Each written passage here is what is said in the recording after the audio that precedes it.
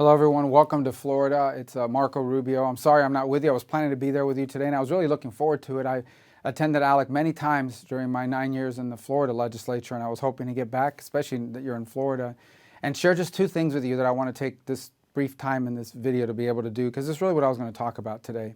The first is that we live in a time of tremendous challenges, but also exciting opportunities for the country. We're in the middle of this massive global realignment. If I could give you the short version of it, it's basically this. After the Cold War, everybody thought that history had ended, that from now on everyone was going to be a democracy, everyone was going to be a free enterprise economy, and we stopped making decisions in this country on the basis of a national interest and started making decisions on the basis of what was good for the global order, what was good for the global economy, and totally disregarded America's national interest. The result of that was that jobs and factories left the country, and people were told, don't worry, that'll mean lower prices for you at the store, and those jobs we lost will be replaced by better paying jobs. But those better paying jobs never came.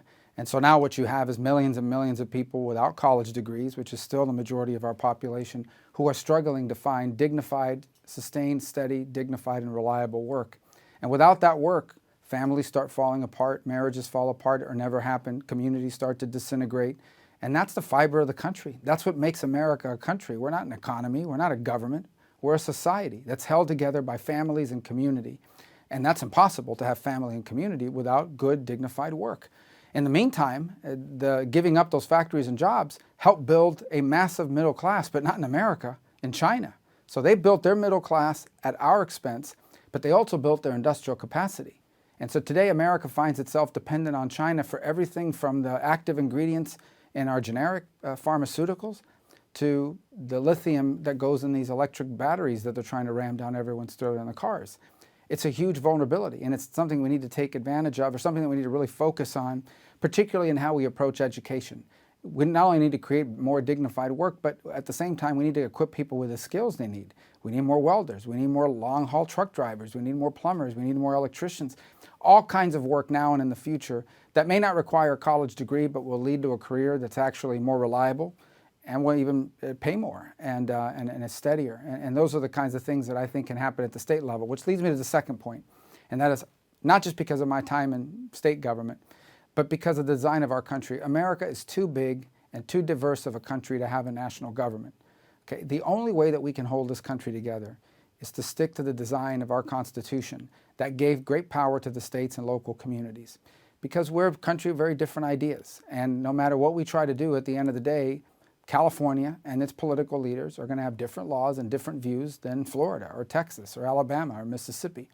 And if you try to impose a national standard on most issues, on everyone, some parts of the country are going to be very happy and agree with it, and other parts of the country are going to view it as tyranny being rammed down their throat.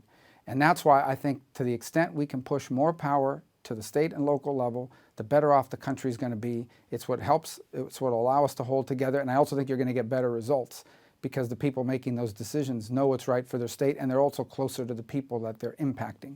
And so that's a tough thing, because a lot of people say when we want to empower states and local communities that we don't want to deal with it, or that we don't care about it at the federal level. There's a lot of very important issues.